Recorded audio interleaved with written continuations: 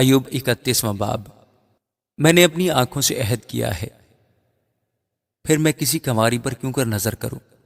کیونکہ اوپر سے خدا کی طرف سے کیا بخرا ہے، اور عالم بالا سے قادر مطلق کی طرف سے کیا میراث ہے؟ کیا وہ ناراستوں کے لیے آفت اور بد کرداروں کے لیے تباہی نہیں ہے؟ کیا وہ میری راہوں کو نہیں دیکھتا اور میرے سب قدموں کو نہیں گنتا؟ اگر میں بطالت سے چلا ہوں اور میرے پاؤں نے دغا کے لیے جلدی کی ہے، تو میں ٹھیک ترازو میں تولا جاؤں، تاکہ خدا میری راستی کو جان لے۔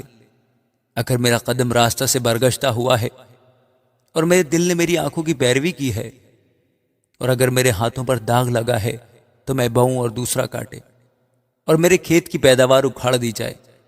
اگر میرا دل کسی عورت پر فریفتہ ہوا اور میں اپنے پڑوسی کے دروازہ پر گھات میں بیٹھا، تو میری بیوی دوسرے کے لیے پیسے اور غیر مرد اس پر جھکیں، کیونکہ یہ نہایت بڑا جرم ہوتا، بلکہ ایسی بدی ہوتی جس کی سزا قاضی دیتے ہیں، کیونکہ وہ ایسی آگ ہے جو جلا کر بھسم کر دیتی ہے اور میرے سارے حاصل کو جڑ سے نیست کر ڈالتی ہے۔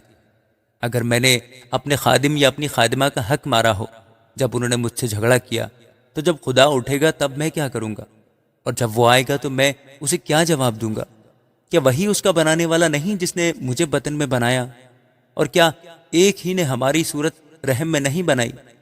اگر میں نے محتاج سے اس کی مراد روک رکھی، یا ایسا کیا کہ بیوہ کی آنکھیں رہ گئیں، یا اپنا نوالا اکیلے ہی کھایا ہو اور یتیم اس میں سے کھانے نہ پایا، نہیں، بلکہ میرے لڑکپن سے وہ میرے ساتھ ایسے پلا جیسے باپ کے ساتھ، اور میں اپنی ماں کے بطن ہی سے بیوہ کا رہنما رہا ہوں۔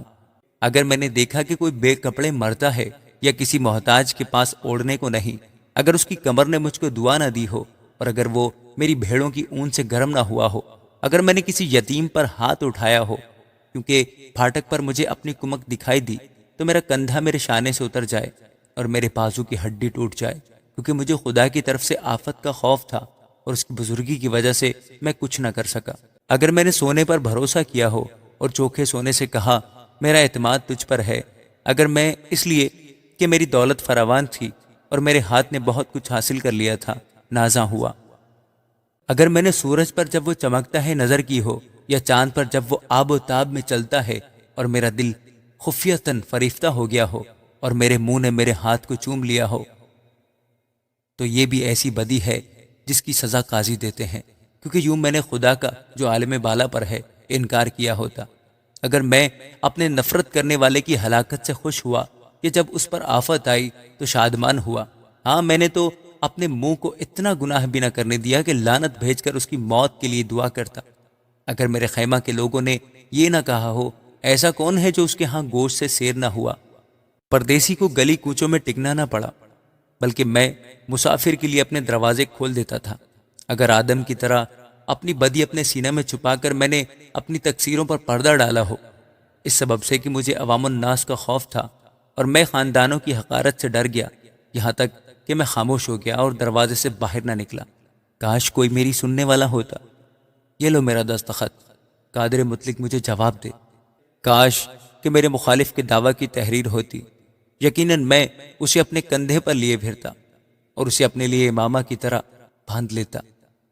میں اسے اپنے قدموں کی تعداد بتاتا، امیر کی طرح میں اس کے پاس جاتا۔ اگر میری زمین میرے خلاف دہائی دیتی ہو اور اس کی ریگاریاں مل کر روتی ہوں، اگر میں نے بے دام اس کے پھل کھائے ہوں، یا ایسا کیا کہ اس کے مالکوں کی جان گئی، تو گیہوں کے بدلے اونٹ کٹارے اور جو کے بدلے کڑوے دانے اگے۔